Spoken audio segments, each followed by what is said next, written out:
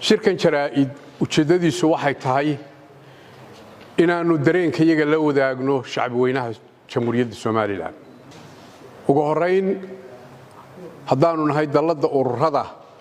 cusub waxaanu halkan ka tacsiyeynaynaa si wada jira dhammaan dadkii rabshadihii dhowaan dalka ka dhacay ku dhintay